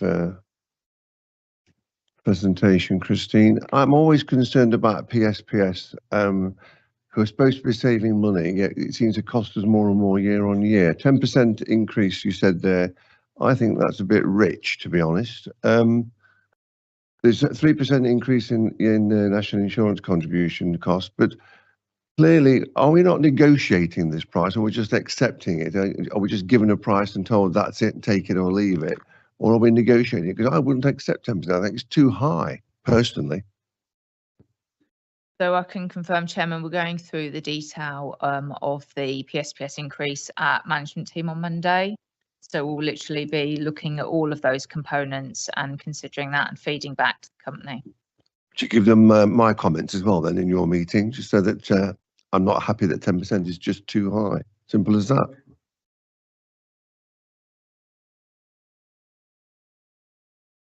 Can I just, for clarity, obviously I was a board member of PSP until full council last week. I'll just have that put on the record. Yeah. So.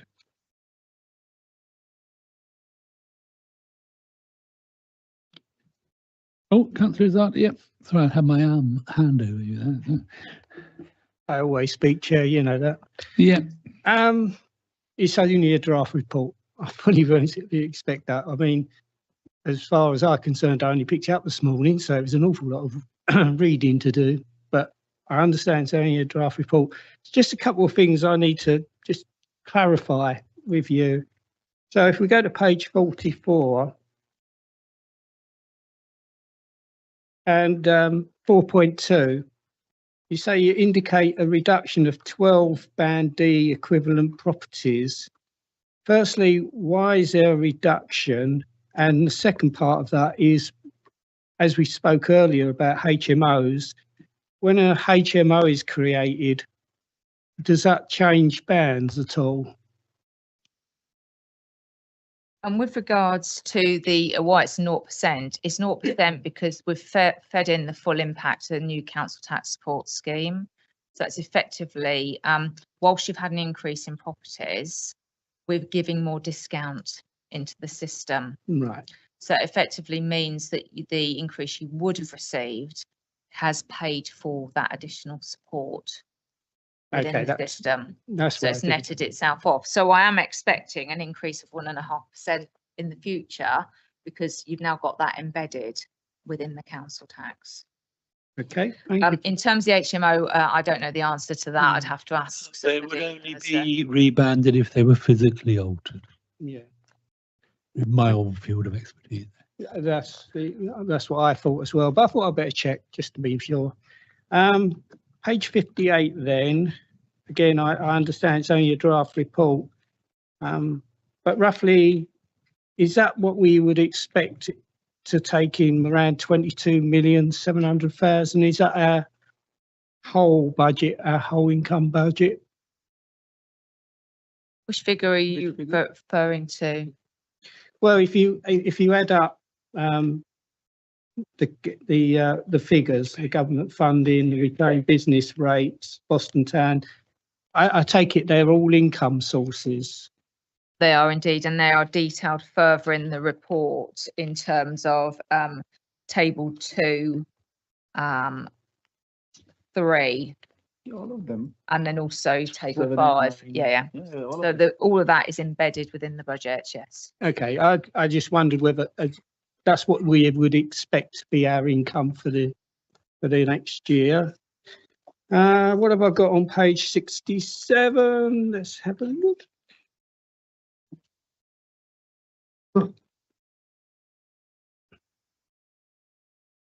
Yeah, so the leisure income obviously is showing as 0 now, but what was the expected saving from the not having any expense on the leisure centre?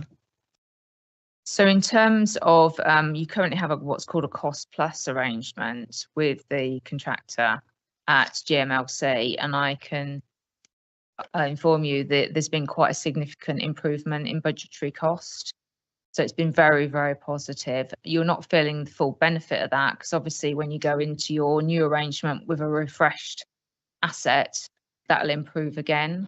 So I've asked for the figures for post-modernisation for the asset in terms of the revenue position, but you've already had in this year and next year significant improvement as a result of that contract. Okay, that's good. And on bereavement, why are we indicating a fall in bereavement? What we've seen, I mean, obviously you've got Andy here, should you want to ask any specific questions, but people are purchasing different types of cremations. You can do what's called a direct cremation that is a cheaper form of cremation, and they have significantly increased. So we've seen a shift in behaviours in terms of the types. It's not that the numbers have gone down. We've seen an increase in direct cremations. Okay, that's fair enough. And I look forward to the investment because I think if we invest it, we can start catching up with some of our other local establishments. So just, and you probably won't be able to answer this one, but on on page 68 with court incomes and council tax penalties, is there been any large increases from fines for fly tipping and our town rangers issuing fines? Is that included in? That's not included in here. That Okay. is purely in respect of council tax. So this is when we take people to court in respect of non-payment of council tax. Okay, I figured it was only on council tax, but I just wanted that clarified. Yeah, last but not least.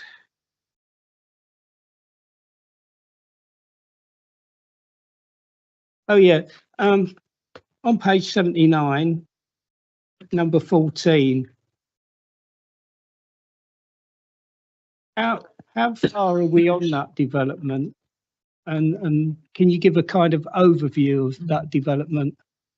I couldn't, Chairman. I'd need an update from the project manager. So if you wish to have an update on that, I will go away and ask for one to be circulated to the committee. That would be lovely. Thank you very much for that.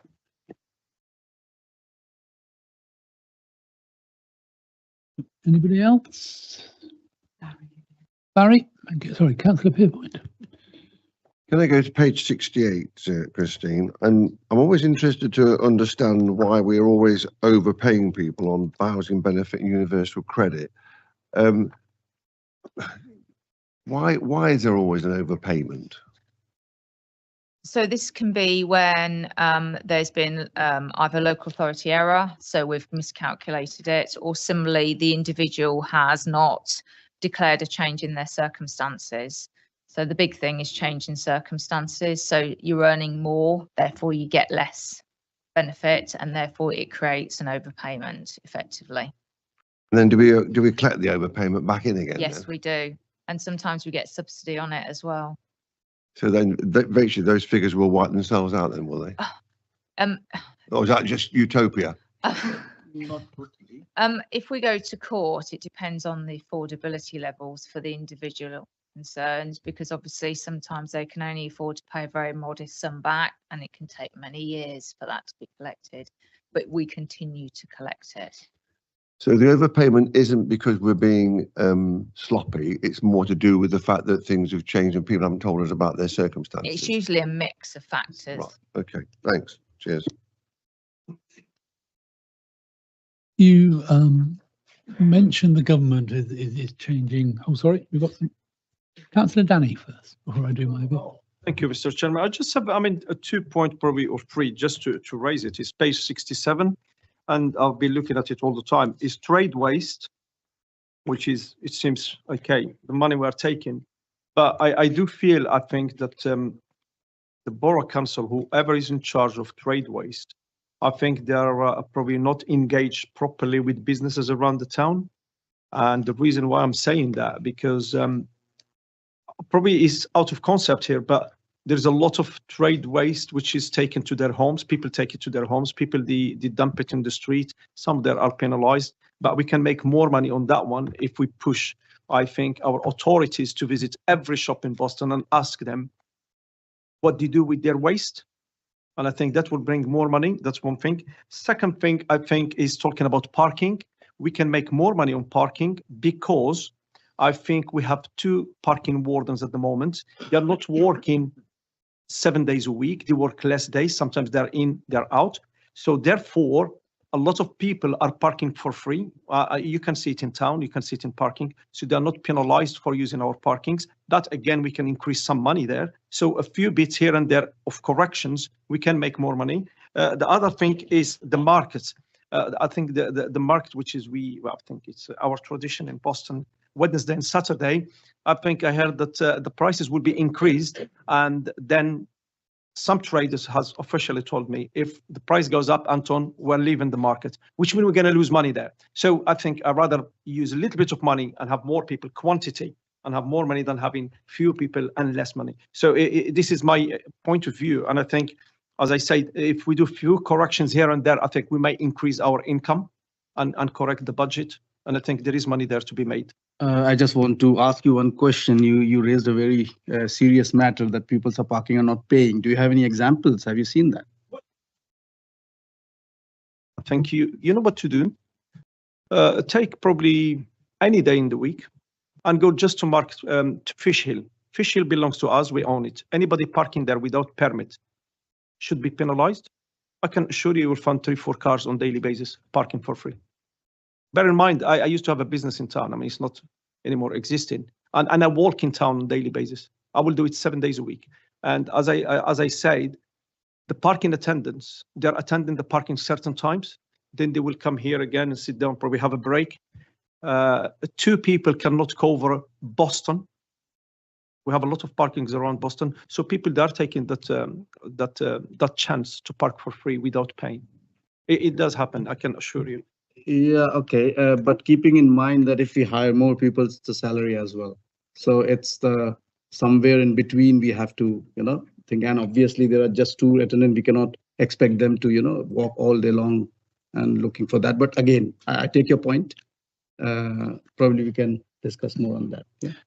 As I say, sorry, carry on. I think is things we can explore. And I've been having business for almost over 25 years. Believe you and me, if you save 1 penny here, 1 penny here, it will make you a pound. And that's how I've been working. And I think, like I said, penalties can be issued. We can gather a lot of sums of money. Like I said, trade waste. I can assure you there is shops in the town which is they don't pay. I can assure you that the marketplace or our parking, some people, they take advantage of not having a parking attendant constantly on them. They park for free. And I think it is the reality. But you are more than welcome as a financial portfolio holder. Go and have a look and you will see.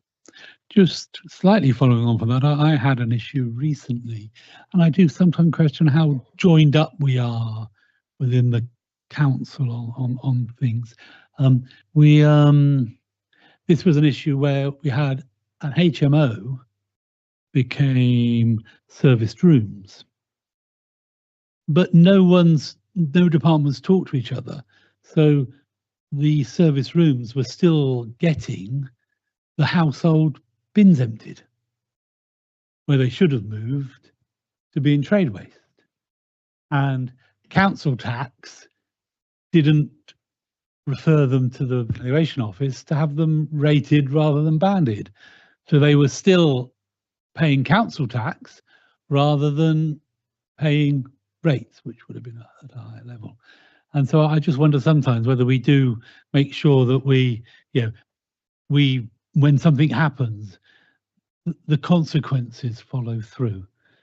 I accept it's mostly very minor. This might be even an exception. So I'm not, but it is, in this case, we for nearly a year were emptying the bins for free, where they should have been paying for trade waste, and so on. So anyway, just that. Anyway, going back, any questions on the report before I do my bit? Yeah, Councillor Mountain. Thank you. Sorry, I'm shoved down in the corner. Page 72, IDBs. These figures have always been scary, and I know we're doing a lot of work in the background trying to claw money back. It's one of those that sits between the rock and the hard place. I want the IDBs to function in a really good fashion, because if not, if you listen to the IDBs, our ankles would be wet all across Boston, because let's be honest, the water's got to be dealt with. The fact that we're pumping over 10, 12 different boroughs water because it all flows into us and we deal with it, it's sort of our problem to deal with. Hypothetically, because it seems this current government is on a cost-cutting spree without announcing a cost-cutting spree, if we don't get any grants from them, how would we cope as a council? So I'm putting together a refreshed savings and transformation plan, but that quantum is so big, you will have no choice but to use your reserves to support the revenue account. As I said, they supported you 439,000 last year. That's not an unsubstantial sum. We're making it very, very clear this cannot be accommodated within budgets of this size. And it needs to be resolved nationally. You are dealing with water that's coming at you, and that you're dealing with yourselves as well in terms of what the IDBs are doing. The IDBs do a fantastic job doing what they're doing. It is a structural defect within the funding process that this ended up in here like this with no funding. If you go back to 13, 14, 12, 13, it was fully funded, but then RSG was stripped out. Some of it went into business rates, never to be seen again. So this problem has effectively embedded itself within your budgets with no coping mechanism effectively. And was gradually increasing. So it's really fascinating. If you go back to 13, 14, I've tracked it all the way back to 13, 14 when business rates came in, you were getting a lot of RSG to support it. And then with austerity, the RSG fell away. So actually at that point, you took a very large hit at that point, because whether the authority realised it or not, but that burden was being transferred to it in terms of the cost, the £2 million where we start on 21-22. You were starting to absorb all of that cost and impact without any grant coming in. And then, of course, in 2011-12, COVID, Ukraine, fuel, power, standing charges, inflation, wet weather events just flowed all the way through. And you have £1 million extra bill in 4 years, and that's every year. So that's £1 million bill every year on what is a tiny revenue account. You couldn't strip £1 million out every year. Right. So it's a very, very challenging situation. I'll just continue on that. I'll let you just to add on this, if you see the data from last year, the increase is 45% just in IDB, you know. Started with 21-22, what we are doing now, and we have created a SIG and we are lobbying with the government. It's never been done before like that, you know. We are doing this now. But obviously we already absorbed these things before, and it keep on increasing. IDB is talking with DEFRA. The major part is electricity charges, 400% increased. So at this moment of time, we can only, you know, lobby with the government, and the worst case scenario, we have some cushion from the reserve.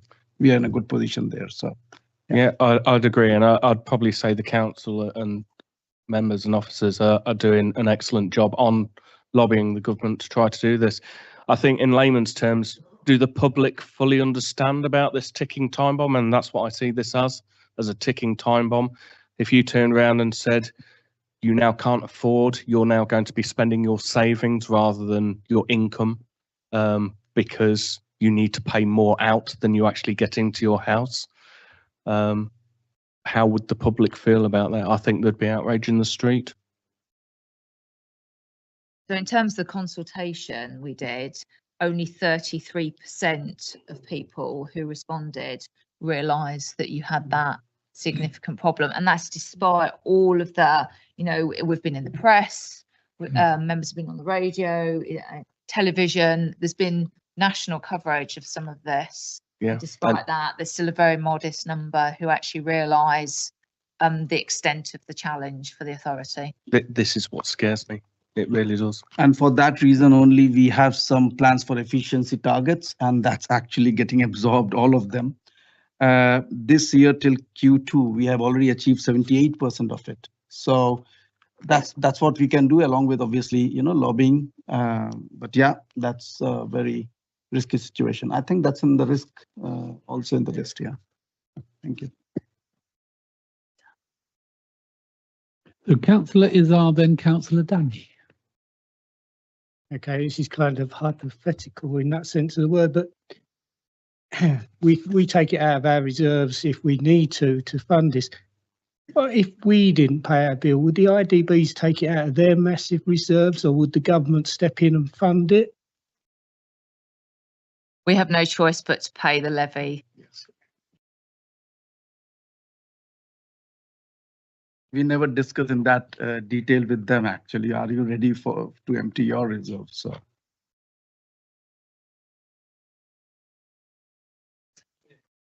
Thank you, Danny, thank you, Mr. Councillor Chairman. Point. I mean, I sympathise with the work you're doing, to be honest, because the way I see it, and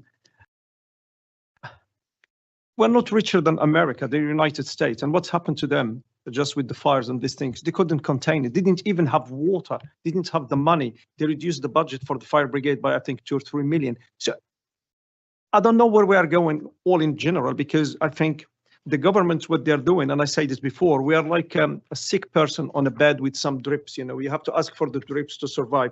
Can we have some grants? Can we have some leveling up? Can we have some funds? Can we have some town fund? Can we?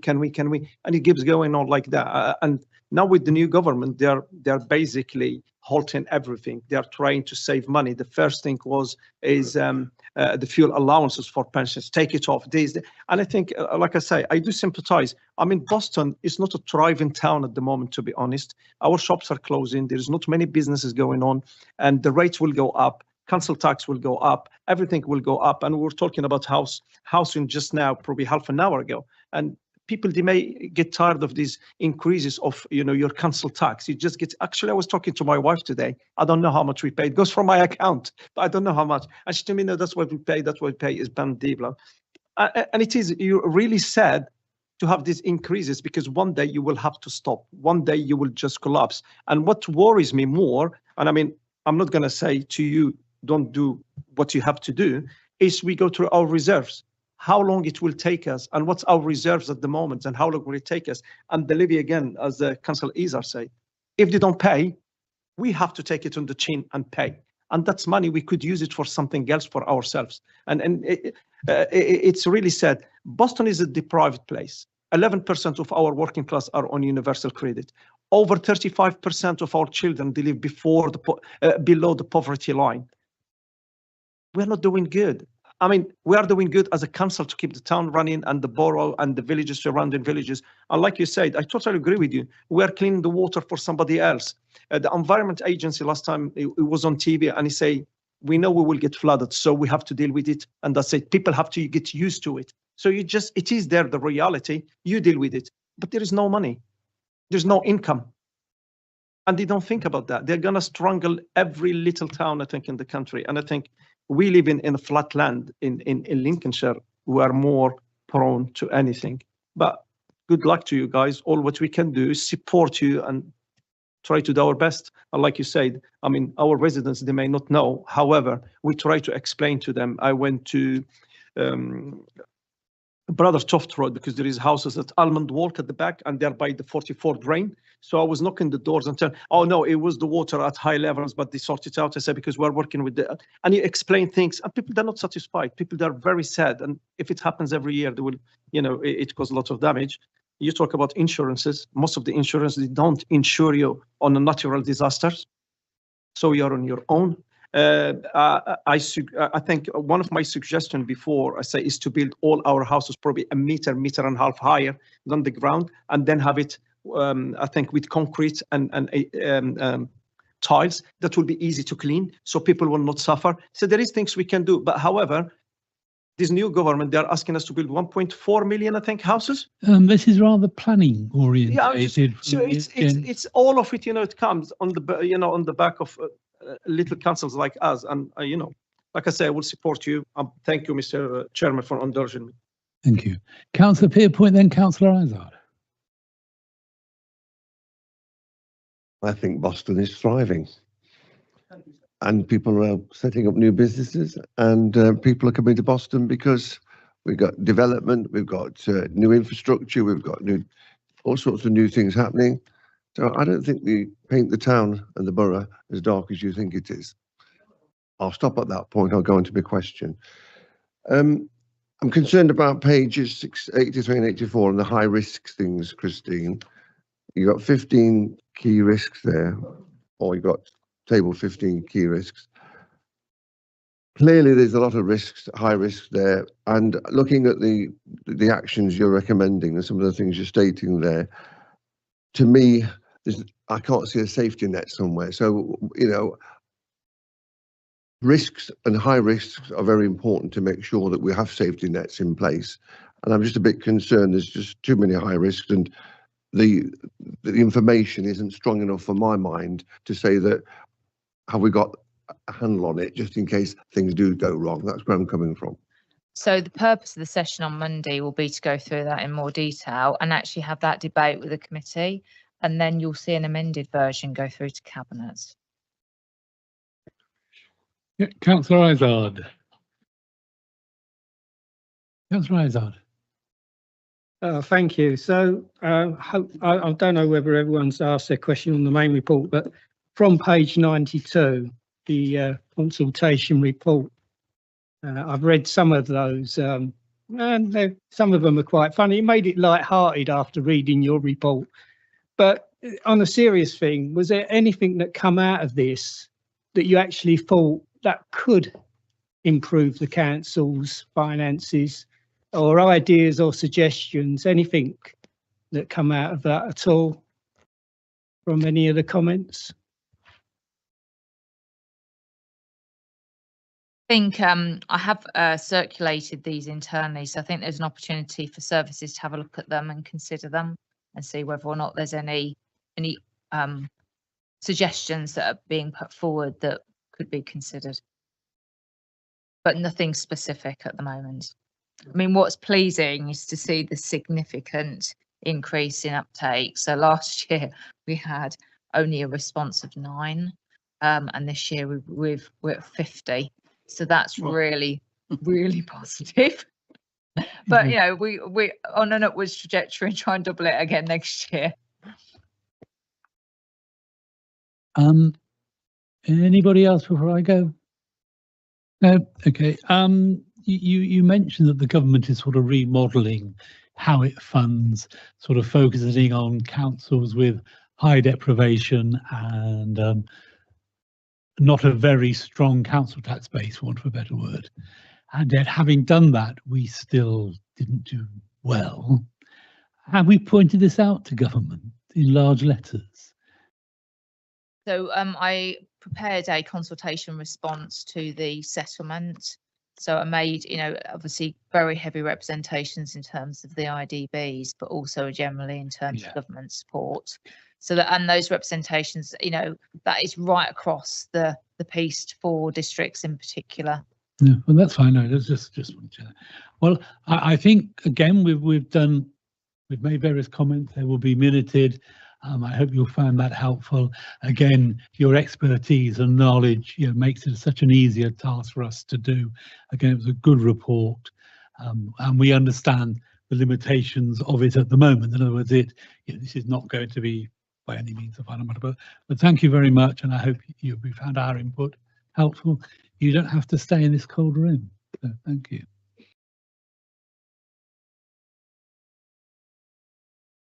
Which moves us on to, when I find my instructions, item 4 on the agenda, which is our work programme.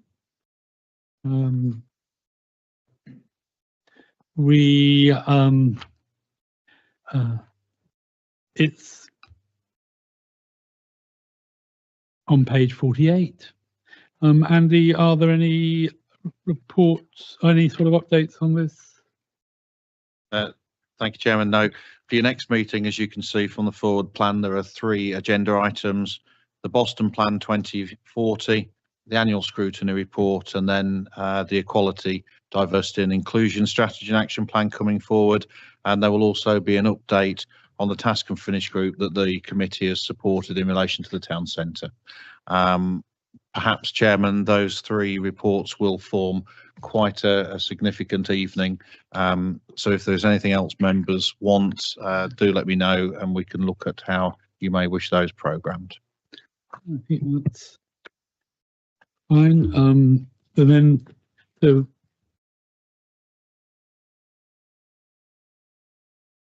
looking forward, we are also looking at HMOs, or proposing to look at that. And I do think, as I mentioned earlier, we need to start looking at maybe a piece of work on, you know, how the social housing providers are serving Boston.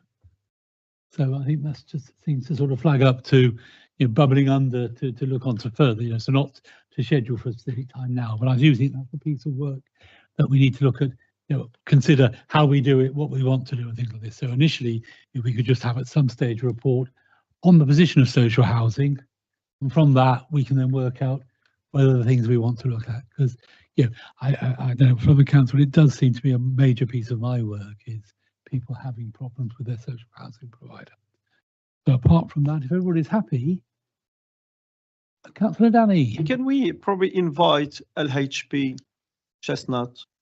Well, Longhurst, if you know. Yeah, well, we did have LHP last year, but this, yes, but I think what we want to do first is actually look at the facts and the figures and work out what we want to do, and then from that we'll decide, if there's these issues and we want to ask, yes, then we will invite the people in if need be. But I think first of all, we need as a committee just to work out, make sure that we've got a full understanding of the situation, so that we know what we're trying to achieve.